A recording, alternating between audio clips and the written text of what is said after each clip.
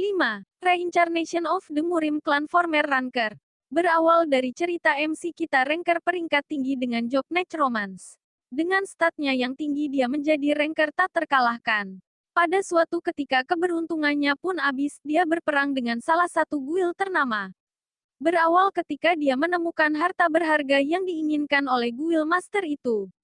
Berperang melawan satu guild raksasa dalam waktu lama membuatnya kehilangan banyak kekuatan.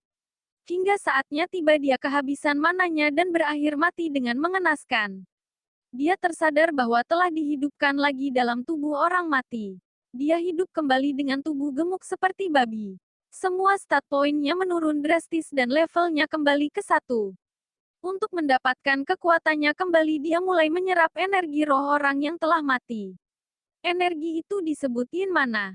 Bukan hanya itu, dia juga mendapatkan sesuatu yang baru. Kekuatan itu adalah ki kematian yang berbeda dengan yin mana yang selama ini selalu dia gunakan.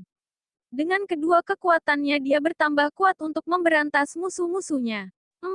Lone Necromancer menceritakan tentang MC Kita Sungo, seorang mahasiswa di Universitas Korea. Suatu ketika di ruangan kelas dalam waktu pelajaran sedang berlangsung tiba-tiba listrik mati. Ruangan menjadi gelap gulita, hingga saat tiba-tiba muncul seperti hologram dengan perintah memilih jobs untuk menghadapi krisis yang akan datang. Sebagian besar siswa yang hadir tidak percaya akan tulisan itu. Hingga salah satu siswa memilih jobnya dan muncul sebuah pedang jatuh entah dari mana. Semua menyadari ada perbedaan jumlah bintang dari setiap jobs yang terdaftar. Dia dengan sigap memilih jobs dengan jumlah bintang terbanyak. Nama jobnya adalah Necromancer. Setelah waktu yang diberikan sistem untuk memilih job berakhir, tak lama dari itu muncul teriakan di balik pintu keluar kelas. Seorang siswa dengan wajah takut muncul dari balik pintu tersebut membawa sosok monster. Monster dengan ukuran anak-anak berwarna hijau dengan mata kuning menyala dan membawa belati. Seisi ruangan berteriak histeris, semua berada di depan murid lainnya, berhadapan langsung dengan monster tersebut. Dia memukul monster itu dengan kaki dan disusul dengan hantaman kursi yang ada di sampingnya. Seketika monster itu mati. Tak lama setelah itu muncul ucapan selamat dan pemberitahuan skill yang didapatkan Sungwo. Skill itu dapat menghidupkan Andit. Monster yang dihidupkannya itu secara otomatis menghajar monster lainnya. Dengan bertambahnya level memberikan slot tambahan jumlah monster yang dapat Sungwo hidupkan. Dimulailah pertarungan bertahan hidup di dunia yang dipenuhi monster. 3. Reincarnate as the Crazy Hair. Berceritakan tentang yang jagak adalah pemuda jenius Murim. Dia menjadi teladan bagi semua seniman bela diri kala itu. Dia bisa membuat solusi dari setiap keadaan sulitnya. Tapi naas, bakat yang terlalu tinggi membuat orang iri dan merasa terhalangi. Hingga saat ketika dia duduk untuk menikmati minumannya, dia mati diracuni. Ada seseorang menaruh racun di minuman yang dia minum. Tiba-tiba dia hidup kembali di tubuh seorang seniman bela diri yang mati ketika gagal mempelajari seni bela diri. Dia tidak mengenali pemilik tubuh tersebut. Dia menemukan gambaran seni bela diri yang kemungkinan pemilik tubuh itu pelajari. Dia mempelajari seni bela diri tersebut hingga membutuhkan 3 tahun lamanya. Selepas menguasainya, dia berniat keluar dari tempat itu. Sinar matahari kala itu terasa asing baginya, hingga butuh beberapa tarikan nafas untuknya beradaptasi. Setelah keluar dia dikagetkan bahwa dia penerus dari sekte demonik, dan yang telah ia pelajari bertahun-tahun tiada lain adalah ilmu bela diri demonik. Yang merupakan larangan bagi peseni bela diri Murim.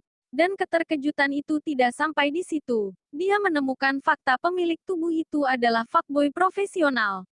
Manhwa ini recommended banget untuk dibaca. Di samping artnya bagus, latarnya yang detail dan ada juga beberapa plot twist yang membuat pembaca terkejut. 2. Regressor Instruction Manual. Bercerita tentang MC Kita Kyong yang sangat amat licik kayak Lord Zuofan. Dalam cerita ini dia tersadar di ruangan yang dindingnya seperti pembatas berbentuk kerucut.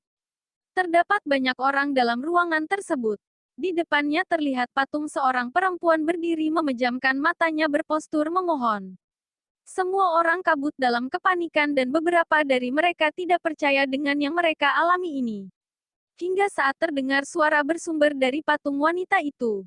Hal yang disampaikannya adalah keadaan yang mereka alami ini merupakan ujian dan tempat yang mereka injak ini adalah tutorial. Muncul status window di depan masing-masing di antara mereka yang memberi informasi tentang kekuatan dan kelebihan yang mereka punya. Kyong mempunyai stat ampas, hahaha.